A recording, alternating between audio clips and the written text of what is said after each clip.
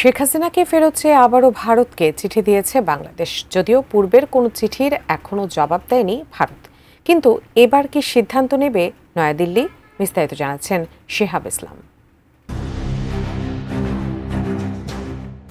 জুলাই মাসে গণঅভ্যুত্থানের পর ক্ষমতাচ্যুত সাবেক প্রধানমন্ত্রী শেখ হাসিনাকে ফেরত আনার জন্য ভারতকে নতুন করে নোট ভার্বাল পাঠিয়েছে বাংলাদেশ সরকার। রোববার পররাষ্ট্র মন্ত্রণালয়ে সাংবাদিকদের সঙ্গে আলাপকালে এ তথ্য নিশ্চিত করেন পররাষ্ট্র উপদেষ্টা মোহাম্মদ তৌহিদ হোসেন। তবে তিনি কূটনৈতিক যোগাযোগের বিস্তারিত তথ্য জানাতে অপারগতা প্রকাশ করেন। তবে নয়াদিল্লির একটি কূটনৈতিক সূত্র জানিয়েছে, জাতীয় নিরাপত্তা উপদেষ্টা খলিলুর রহমান দিল্লিতে কলম্বো সিকিউরিটি কনক্লেভ থেকে ফেরার পরপরই এই নোট পাঠানো হয়। এদিকে পররাষ্ট্র উপদেষ্টা বলেন, ভারত আগের চিঠির জবাব দেয়নি, তবে এখন পরিস্থিতি ভিন্ন, কারণ বিচার সম্পন্ন হয়েছে এবং রায়ও ঘোষণা হয়েছে। গত 17 নভেম্বর আন্তর্জাতিক অপরাধ ট্রাইব্যুনাল মানবতাবিরোধী অপরাধে শেখ হাসিনা ও সাবেক স্বরাষ্ট্রমন্ত্রী আসাদুজ্জামান খান কামালকে মৃত্যুদণ্ড প্রদান করেন। একই মামলায় সাবেক পুলিশ মহাপরিদর্শক চৌধুরী আব্দুল্লাল মামুনকে 5 বছরের কারাদণ্ড দেওয়া হয়।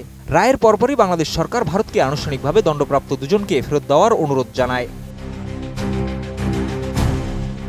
পররাষ্ট্র মন্ত্রণালয় জানায়, দুই দেশের বিদ্যমান প্রত্যর্পণ চুক্তি অনুযায়ী ভারত আইনগতভাবে বাধ্য দণ্ডিত ব্যক্তিদের ফেরত দিতে। মানবতাবিরোধী অপরাধে দোষীদের আশ্রয় দেওয়া হবে অবন্ধুসুলভ আচরণ এবং ন্যায় বিচারের পরিপন্থী। অন্যদিকে ভারতের পররাষ্ট্র মন্ত্রণালয় জানায়, তারা রায় সম্পর্কে অবগত এবং বাংলাদেশের শান্তি, গণতন্ত্র ও স্থিতিশীলতার পক্ষে তারা কাজ করে যাবে। আমি বুঝি নির্মাণের শিল্প, সালাম স্টিল বোঝে ডিউরেবিলিটি। সালাম স্টিল, মোস্ট ডিউরেবল স্টিল। এদিকে ঢাকায় এক আলোচনায় বিপিএস সভাপতি মেজর জেনারেল এএনএম মনিরুজ্জামান বলেন, আন্তর্জাতিক আইন ও প্রতিবেশী সুলভ আচরণ অনুসরণ করলে ভারতকে শেখ হাসিনাকে ফেরত দেওয়া উচিত। বিচার আন্তর্জাতিক মান বজায় রেখেই হয়েছে। এছাড়া তিনি প্রশ্ন তুলেন, যদি বাংলাদেশ কোনো ভারতীয় নাগরিককে দোষী সাব্যস্ত করার পর ফেরত না দিত, তাহলে ভারতের প্রতিক্রিয়া কি হতো? এদিকে বিশেষজ্ঞরা বলছেন, পরিস্থিতি এখন অত্যন্ত সংবেদনশীল। দুই দেশের কূটনৈতিক সম্পর্কের উপরও এর প্রভাব পড়তে পারে। তবে বাংলাদেশ সরকারের প্রত্যাশা, ভারত চুক্তি ও আন্তর্জাতিক আইনের প্রতি শ্রদ্ধা রেখে দ্রুত সিদ্ধান্ত নেবে। সাবেক প্রধানমন্ত্রী শেখ হাসিনাকে দেশে ফেরত সংক্রান্ত নতুন কূটনৈতিক তৎপরতা এখন দুই দেশের আলোচনার কেন্দ্রবিন্দু।